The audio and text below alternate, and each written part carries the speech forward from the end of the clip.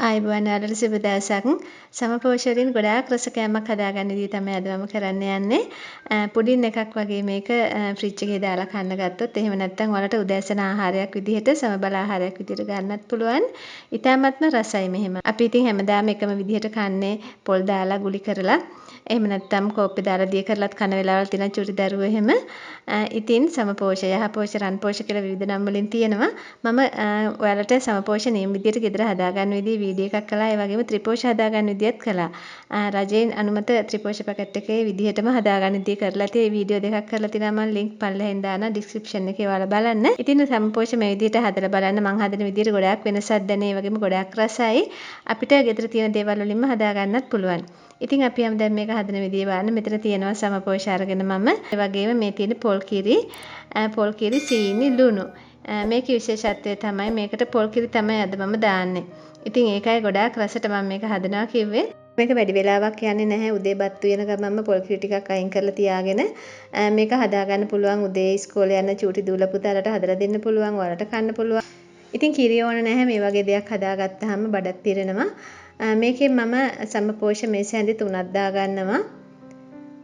ඉතින් එක්කෙනෙකුට වගේ එක වේලකට ඇති මේ ප්‍රමාණය ගත්තාම ලොකු එක්කෙනෙකුට චූටි අයට නම් සමහරට වැඩි වෙයි මේ ප්‍රමාණය. ඉතින් ඒකට අවශ්‍ය වෙන ලුණු ටික දාගන්න. ලුණු චුට්ටක් දාගන්න. මම මෙතන ටික වැඩිපුර අරන් තියෙනවා. ඉතින් සීනිත් ඔයාලගේ රස අනුව දාගන්න. මම මේ සැඳි දෙකක් විතර වගේ වෙන්න දාගත්තා. දාලා මේක හොඳට කලවම් කරන්න. ඉතින් මේක ලොකු අමාරු වැඩක් නෙමෙයි.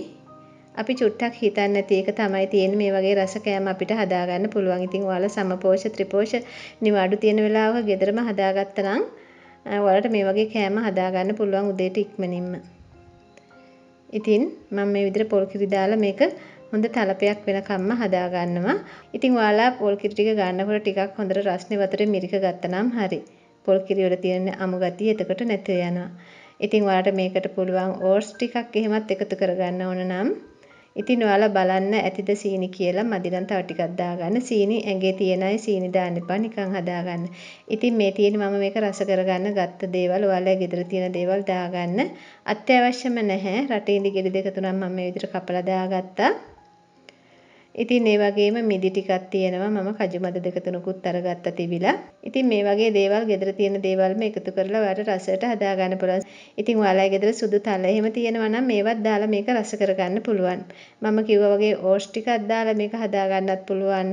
ඔයාලට අදහසක් තමයි මම කිව්වේ පොල් කිරි වෙනුවට යෝගට් එකක් දාලා හදාගන්න පුළුවන්.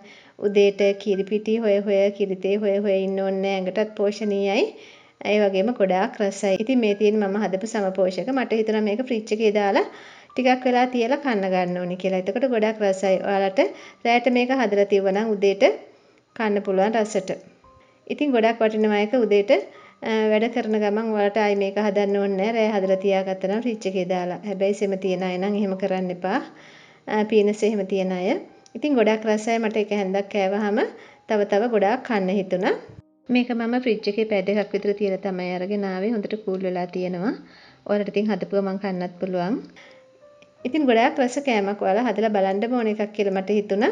ඉතින් හැමදාම වගේ මම ඔයාලට ස්තුති කරනවා මගේ වීඩියෝ එක බලුවට. ඒ වගේම මාව සබ්ස්ක්‍රයිබ් කරලා මාත් එක්ක එකතු වෙලා ඉන්න ඔක්කොටම ස්තුතියි. මේ වීඩියෝ එකත් හොඳ නම් බලලා ලයික් එකක් දාන්න. ඒ වගේම ඔයා අලුත් එක්කෙනෙක් නම් මගේ channel එකට subscribe එකක් දාලා එකතු වෙන්න. ඒ වගේම අදහසක් ලියන්න වීඩියෝ එක ගැන. නැවත මේ වගේ වටිනා වීඩියෝ එකකින් අපි හැමෝම ගිහින් එන්නම්. මම කුසලා. සුබ දවසක්. නිරෝගී දිවියක් වේලා සියලුම දෙනාට.